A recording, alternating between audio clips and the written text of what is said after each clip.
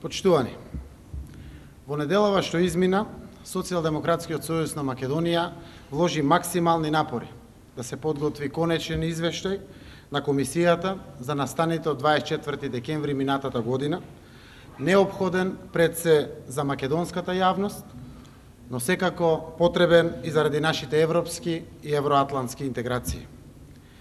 Во последните денови, главна тема беа заклучоците кои требаа да дадат одговор на прашањето што се случи на црниот понеделник и дали беа направени прекрашувања на Уставот и законите.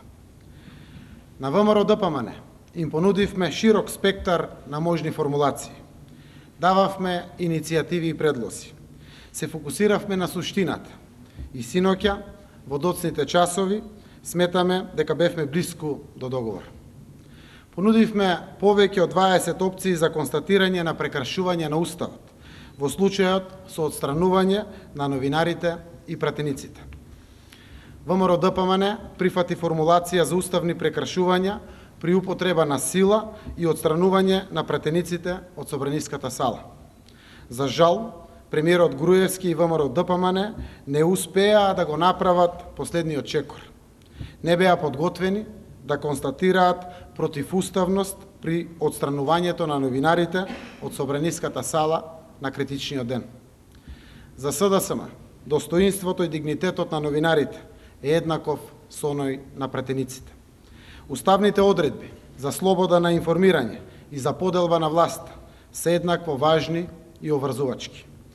На истекот на рокот се срушија надежите дека иницијативата на СДСМ за работа на комисијата во проширен состав ќе вроди со плод. Без признание од страна на власта во форма на констатации за уставните прекршувања на 24 декември, не ја испраќаме суштинската порака, дека одговорност мора да има и дека вакви настани никогаш повторно не смеат да ни се случат. Извештај на комисијата без заклучоци за уставни прекршувања е извештај колку да се има извештај. Со тоа се лажиме самите себе, ја лажеме домашната јавност, ја лажеме и меѓународната заедница.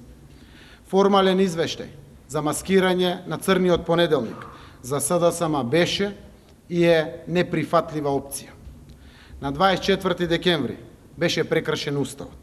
Од страна на институциите беше употребена сила и беа насилно изфрлени новинарите и пратениците од опозицијата од Собраниската сала. Навистина жалиме што и овој пат владеачката ВМРО-ДПМН и премиерот Груевски не смогнаа сили да ја признаат грешката. За нив е важен само сопствениот рейтинг и ништо друго. За неуспехот на комисијата вчера ја презимаат токму тие целокупната одговорност. Во оваа прилика уште еднаш потенцирам. Социјалдемократскиот сојуз на Македонија во целост ги исполни обврските од првомартовскиот договор и со тоа докажа дека секогаш за нашата партија државните интереси се над партиските. Учествувавме на локалните избори за кои тврдевме и се докажа дека беа организирани на криминален начин и надвор од стандардите на ОПСИ и ОДИХР. Пратеничката група на СДСМ и покрај личното чувство на повреденост на секој пратеник поединечно, но и на 400.000 гласачи за опозицијата, се врати во собранието и учествува во неговата работа, а од понеделник ќе партиципира во работата на собранието со полн капацитет. Со нашата иницијатива за проширена средба ја реактивиравме анкетната комисија во полн состав и создадовме нова шанса за успех на процесот. Вложивме максимум и направивме се комисијата за 24 декември да има успешна работа. Сето ова јасно говори дека за СДСМ примарна цел се и ќе бидат интересите и перспективата на државата. За разлика од нас, ВМРО-ДПМН не исполни ниту една обврска од Мартовскиот договор. Дополнително, во отсуство на опозицијата, експресно ги донесоа измените на деловникот за работа на собранието, која ограничува можноста за дебата во Собраниската сала.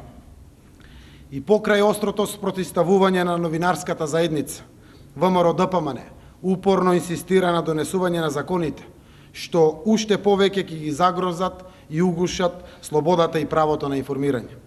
Сето ова недвосмислено укажува дека власта е таа што со нејзините политики директно ги загрозува и прави непроценлива штета на интересите на државата. Знаеме што следува. Вообичаена стратегија на власта низ медиумска хајка да ја префрлат вината на страната на СДСМ. Бадијала се мачат. На сите им е јасно кои се виновниците. Да констатирам, на 24 декември Груевски донесе одлука, а Трајко Велјановски ја прифати. Одлуката беше да се испратат полицајци во парламентот со наредба по било која цена да ги исфрлат од собраниската сала прво новинарите, па потоа опозиционите пратеници. Секако, однапред знаејќи дека при тоа по неколку основи се крши Уставот на Република Македонија. Заклучно со денес заврши периодот за превземање на политичка одговорност од таквата одлука со признавање на недозволената грешка што ја направија и Груевски и ВМРО ДПМН на срамниот понеделник.